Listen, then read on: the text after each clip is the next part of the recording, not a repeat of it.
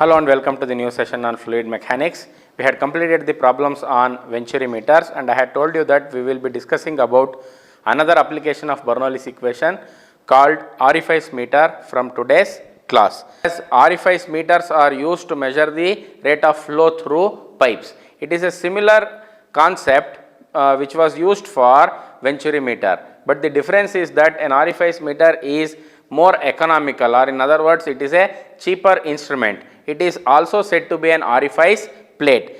Consider a pipe, say circular pipe, and when you have a plate inserted in between the flow which is having a concentric hole, that itself is called an orifice plate and the entire instrument can be termed as orifice meter. So, basically what will you be doing is allowing the flow to continue flowing in the pipe, and then you have the concentric hole in the plate. So, obviously the water will have to adjust, the cross sectional area of water has to adjust to the smaller hole and then again get contracted and reach the other side of the pipe, and by doing so there is sudden contraction, as well as due to the contraction there is variation in pressure, and applying Bernoulli's equation between the two parts we can easily differentiate what is the pressure, and using that concept very similar to the ones we have done for Venturi meter, we will calculate what is the discharge. So, a manometer will be attached between the 2 points where we have pressure differences. What I will do now is I will draw an orifice meter for your reference, and there are a few concepts that are very important that also will be told to you in this class. Now, I will consider a pipe. I will just consider a pipe. Now, what I will do is I will insert a circular plate. Circular plate, when you see from here, it has to be, I have told you that it has to be concentric. The hole in the pipe, the hole in the plate has to be concentric with the diameter of the pipe. So, it will look similar to this. This is your orifice plate.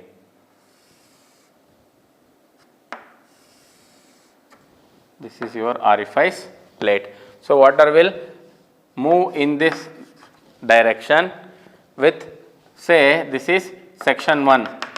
Section 1 will be at a distance of, you will consider section 1 at a distance of about 1.5 to 2 times the diameter of the orifice upstream of the orifice meter, and second section you will consider at 0.5 times the diameter of the pipe.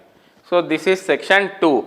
So, what actually happens is when flow takes place and it has to suddenly contract and flow through this pipe, and it continues to further reduce its cross sectional area. That is the beauty of this. You please observe here, when water is flowing through the pipe, it has to suddenly get adjusted to the smaller cross sectional area, and the reduction in cross sectional area continues for some time before it gets actually enlarged. So, when I draw that, it has to take place from here, it will still further reduce before reaching the, see you can draw it like this, it further reduces, and this is the point of least cross section. This is the point of least cross section in the pipe flow, and hence this is called vena contracta, very important. This section is called vena contracta. This is the cross sectional area of flow which has the least cross sectional area compared to any other cross section in the flow. So, and that is called vena contracta. I will explain again what has happened.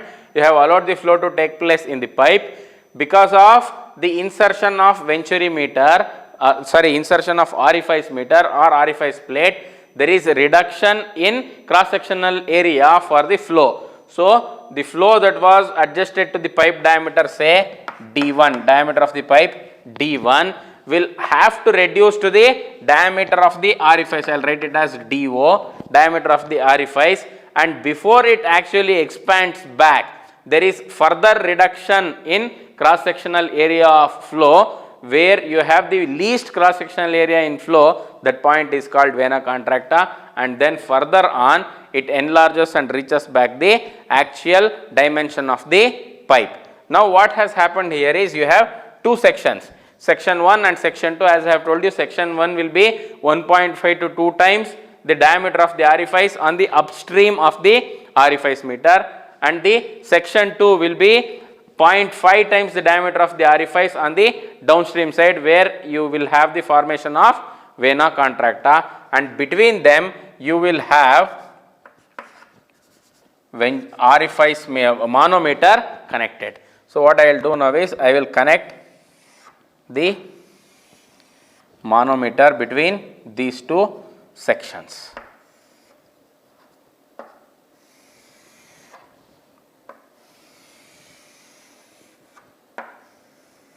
Since the area at section 1 is more, the pressure will also be more here, and this will obviously accept the rise of manometric liquid, which I again call as X, and the manometric liquid will show the deflection like this. This is the manometric deflection, which is termed as X in my diagram. Using this manometric deflection, you can calculate what actually is the discharge. The procedure will remain same. Let us see how do we actually derive. So let us apply Bernoulli's equation between section 1 and 2. So when I apply Bernoulli's equation between section 1 and 2, you have P1 by rho g plus V1 square by 2g plus Z1 is equal to, that is total energy at section 1.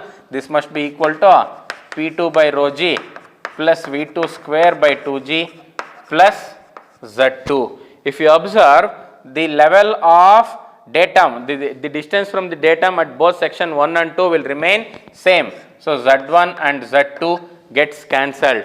So on rearrangement, you are left with P1 by rho g minus P2 by rho g is equal to V2 square by 2g minus V1 square by 2g. You very well know that P1 by rho g is nothing but H1, P2 by rho g is nothing but H2, H1 minus H2 will give you H. So H is equal to V2 square minus V1 square by 2g. So this can be written as 2gH is equal to V2 square minus V1 square. Further, we can write it as V2 square is equal to 2gH plus V1 square. You can finally write V2 as equal to root of 2gH plus V1 square. So now I have V2 here. When I know V2, and you also have V1 square here. So somehow if I can put V1 in terms of V2, that will be helpful for me. How do I do that? We know that A1 V1 is equal to A2 V2, but A1 V1 is equal to A2 V2. Therefore, what is V2? Therefore, V2 is equal to A1 by A2 into V1.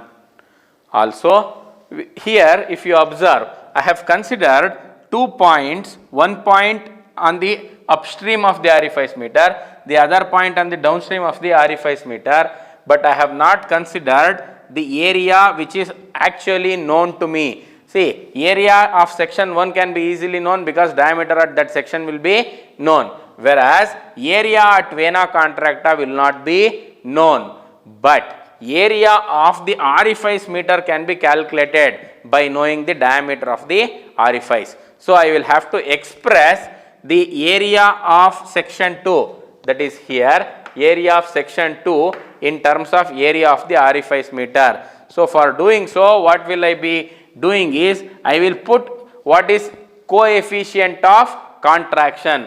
We know that coefficient of contraction Cc is equal to area, actual area by theoretical area. What is the actual area? Actual area is A2, theoretical area is A0. So actual area, that means the area of the vena contracta is actual A2 divided by theoretical area is area of the orifice meter. So that is what I have written, Cc is equal to A2 by A0. So in other terms, this can be written as A2 is equal to Cc into A naught. So what I will do is wherever I have A2, I will replace it by A naught Cc.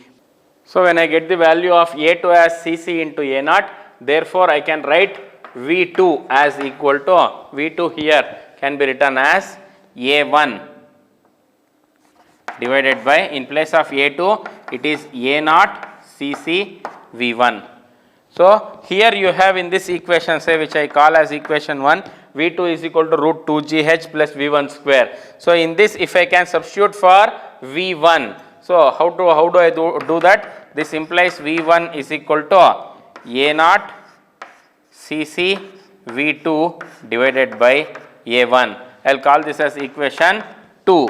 So when I put 2 in 1, I would be getting V2 is equal to square root of 2GH, I will retain as it is, 2GH as it is I have retained, plus in place of V1 square I will write as A naught Cc V2 divided by A1 whole square. So this can be simplified as V2 equal to root of 2GH plus A naught Cc V2 square divided by A1 square. So this I will open the bracket and write it as A naught square Cc square divided by A1 square into V2 square. Okay, now when you do this as V2 square, then it becomes 2GH plus A naught square Cc square V2 square divided by A1 square. So this can be written as V2 square minus A naught square Cc square V2 square by A1 square being equal to 2GH.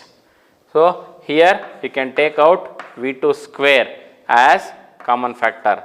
V2 square is equal to 1 minus you have A naught by A1 whole square, that is nothing but A naught square by A1 square. I will write it as A naught by A1 whole square into Cc square being equal to 2GH. Therefore V2 is equal to, this can be written as root of 2GH divided by root of 1 minus A naught by A1 whole square Cc square. Once we have achieved V2, we were in search of an expression for discharge through orifice meter. So we know that Q is equal to A2 into V2. But what is A2? You know that A2 is nothing but Cc into A naught. Therefore Q is equal to Cc into A naught V2. But in this expression, now you can replace what is V2 because you have found out what actually V2 is. Therefore equation for discharge Q is equal to Cc, I will written as it is, into A naught into what is V2? V2 is nothing but root of 2GH whole divided by root of 1 minus A naught by A1 whole square into Cc square. Now in the entire equation, the unknowns are Cc on the right hand side, because A naught can be calculated because diameter of the orifice meter would be known. A1 can be calculated because diameter of the pipe will be known. Root 2GH can be calculated using H. H will be given using the X value, that is the manometric reading. You know what is the relationship between X and H now. So the only unknowns are Cc in the equation. What actually is Cc? That I will take up now. But we know that CD, coefficient of discharge, is equal to Cc into Cv. Using a value, using a predefined expression for Cv, I can put Cc in terms of Cd. I will write down that equation. But Cv is equal to, this is a predefined expression as I have already told you, Cv is equal to 1 minus a naught by a1 whole square under root whole divided by root of 1 minus a naught by a1 whole square cc square. I will rub off this and continue.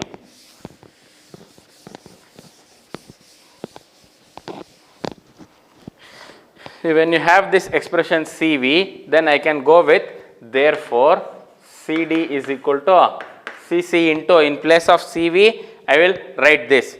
So this is nothing but 1 minus a naught by a1 square under root divided by 1 minus a naught by a1 square cc square under root. So I want an expression for CC, therefore CC is equal to CD into this. When I send it to the left hand side, will go to the numerator, 1 minus a naught by a1 square cc square divided by root of 1 minus a naught by a1 square. Why I have done this is, I will now take this value of CC and put that in equation 3. Put this in equation 3. So equation 3 becomes, what do we have in equation 3? Q.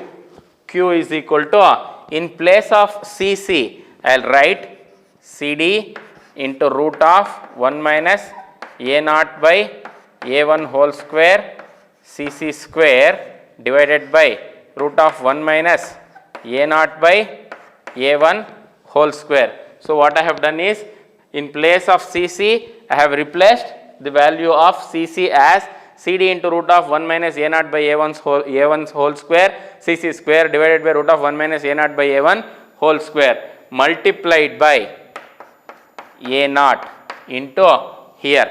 V2 is nothing but, I will also remove this part so that it becomes clearly visible.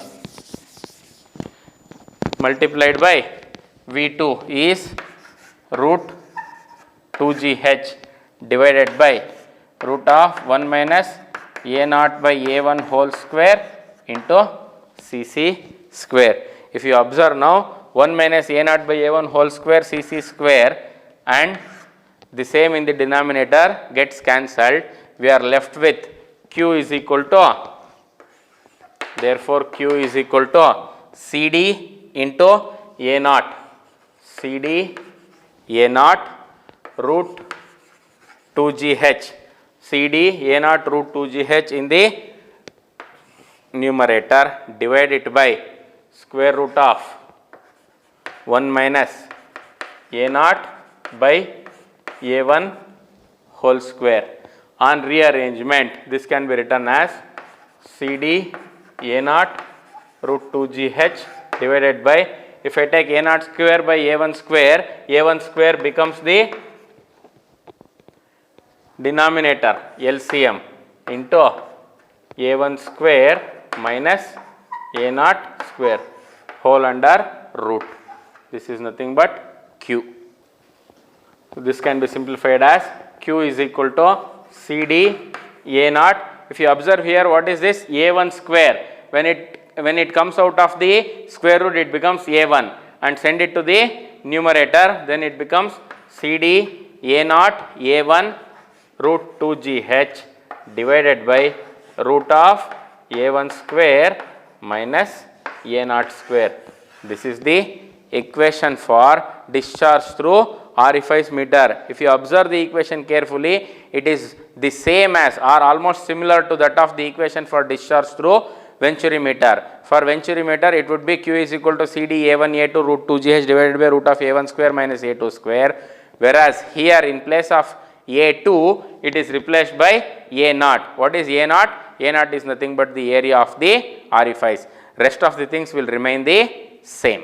The only thing that you will have to remember here is the expression for CV. When you know the equation for CV, the predefined expression for CV, by using all the other things that are already known, you can derive an expression for orifice meter, discharge through orifice meter. We will move on and take the problems now.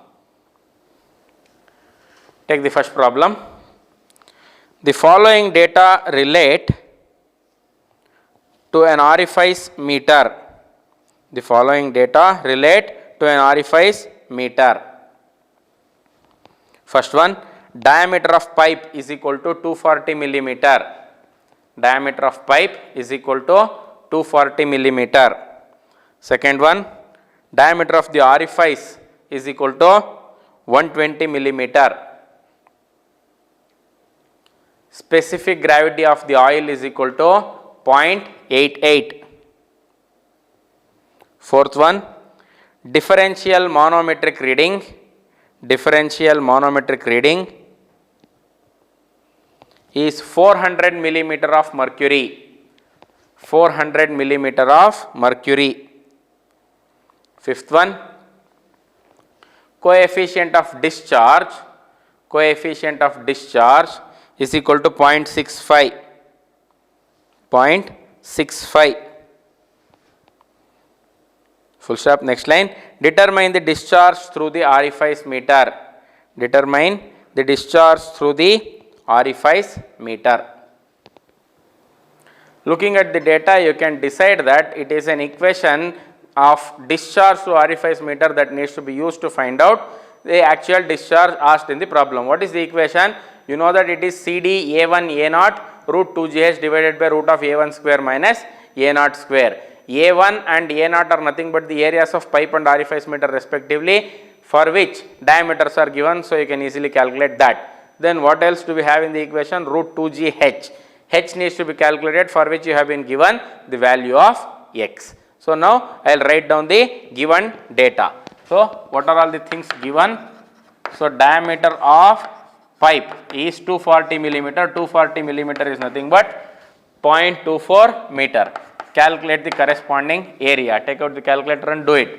Then you have diameter at section, diameter at the orifice. I will write it as DO, and is equal to 120 millimeter, nothing but 0.12 meter. Calculate the corresponding area of the orifice. Then you have manometric reading deflection given, that is x is equal to 400 millimeter of mercury.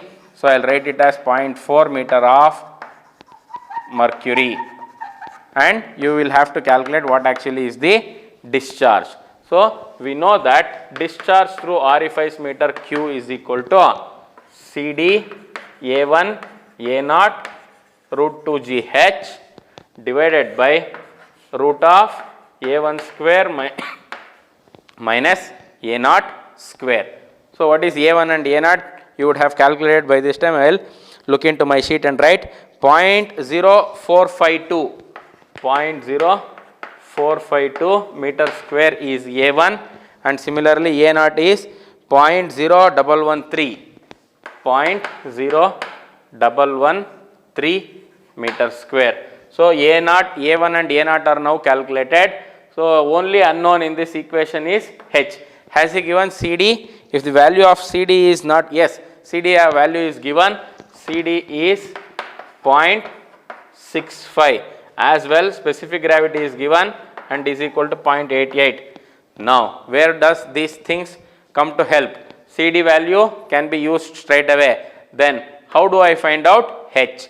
So, for that, we know that H is equal to X into C. He has given you the hint. Mercury deflection is given. That means manometric liquid is mercury, and the liquid flowing in the pipe is of specific gravity 0.88. That means you have heavier liquid in the manometer. So the expression to be used is specific gravity of manometric liquid divided by specific gravity of liquid in the pipe minus 1. So this is nothing but H is equal to 0.4 into SM. Specific gravity of mercury is 13.6, and that of the liquid flowing in the pipe is 0.88 whole minus 1. Please do calculate and write the answer. The actual answer is H is equal to 5.78 meters. 5.78 meters. Therefore, when you put all these H, A1, A2, CD values in the equation, you will get what actually is the discharge. Calculate the discharge. The answer comes out to be 0.0785. 0.0785 meter cube per second.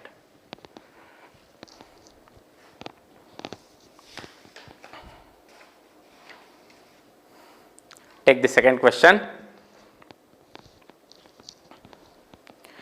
Water flows at a rate of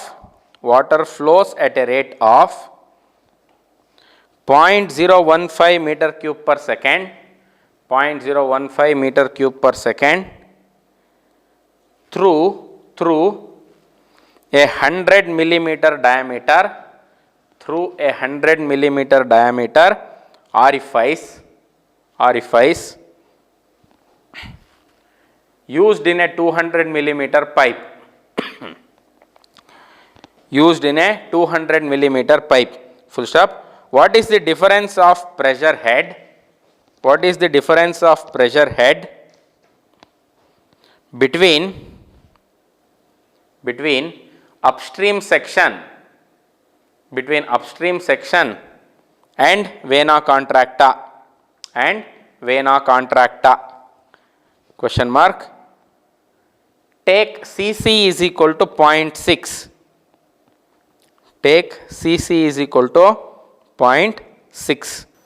So looking at the data, you can make out that you will have to find out the pressure difference between vena contracta and section 1. So what is vena contracta? If you remember the drawing we have drawn, you can easily observe now that section 2 which we have taken is nothing but vena contracta. That means I can easily make use of the equation that I have derived for discharge through orifice meter. What does that say? Q is equal to CD A1 A0 root 2GH divided by root of A1 square minus A0 square, where A0 corresponds to the area of orifice meter, not that of vena contracta. But we have nothing to worry because the equation when we derived, we started with the area of vena contracta and then using coefficient of contraction Cc, we were able to reduce it back to the equation that corresponds to the area of orifice meter, which can readily be measured. That is the most important part that you will have to observe in this problem.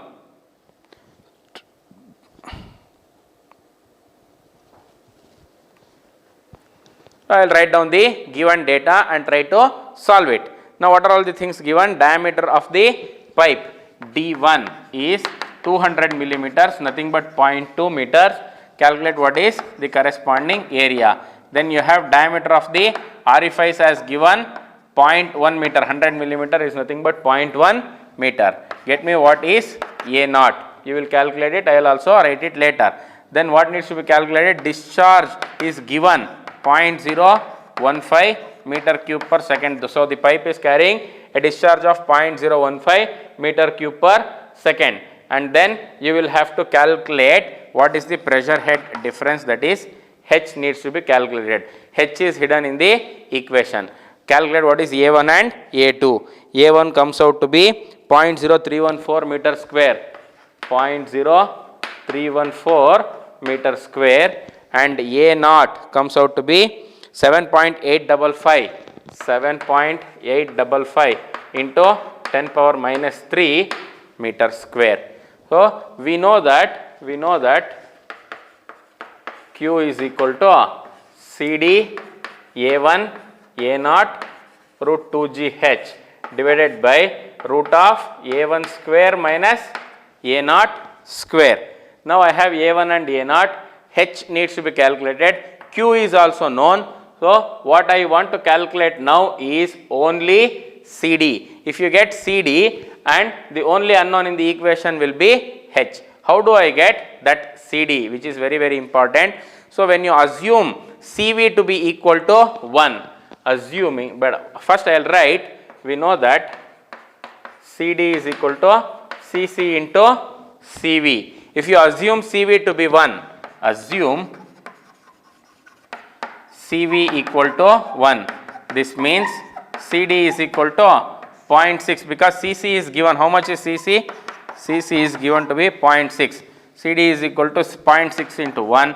Therefore, CD will also become 0.6. When you put that here, the only unknown in the entire equation remains to be H. You can easily calculate 0.015 is equal to CD is 0.6 into A1. A1 is 0.0314 into 7.855 into 10 power minus 3 whole multiplied by 2 into 9.81. I'll separately write root h because that's the only unknown in the entire equation, divided by root of a1 square, that is 0.0314 square minus 7.855 into 10 power minus 3 square. So you will get to know what actually the head is, and the answer is h is equal to 0.4842 meters, 0.4842 meters.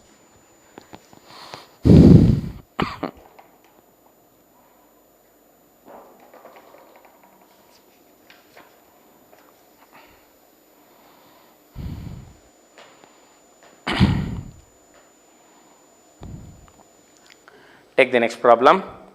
Water flowing through a pipeline,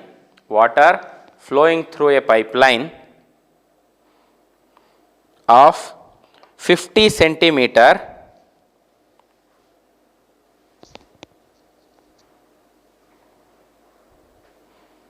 is having an orifice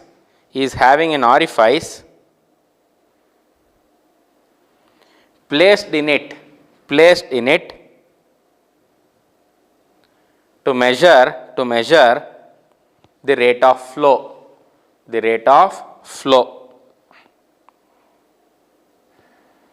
full stop. The diameter of the orifice is 20 centimeter. The diameter of the orifice is 20 centimeter, full stop. If the manometer reads 30 centimeter of mercury,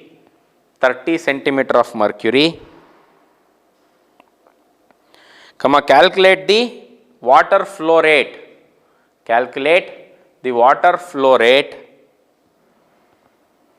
and velocity of fluid through the pipe,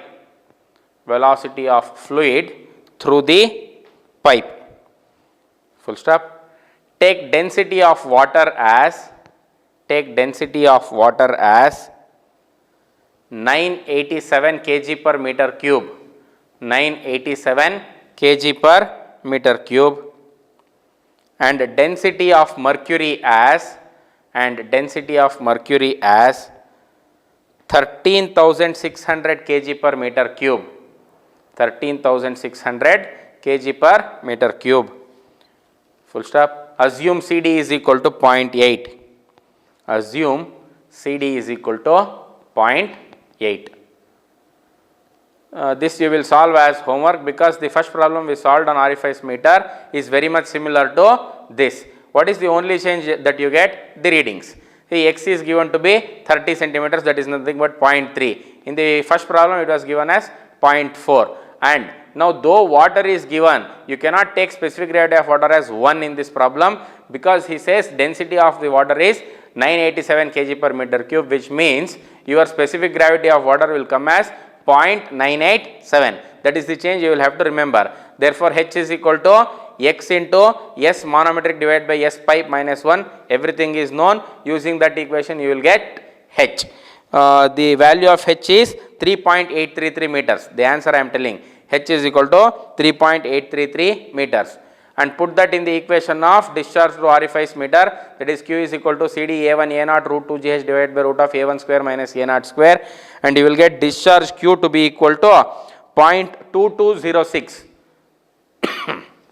0.2206 meter cube per second. And he has an additional question, find out the velocity of flow in pipe. Very important. What is velocity of flow in pipe? It is not the velocity through orifice meter, but velocity of the pipe. So use Q is equal to A1 V1. You know what is Q because you have just calculated, and velocity 1 needs to be calculated. Area of the pipe is already calculated. Using that you will get V1. V1 is equal to 1.125 meter per second. 1.125 meter per second. So that completes the derivation of expression for discharge through orifice meter and numerical problems related to orifice meter.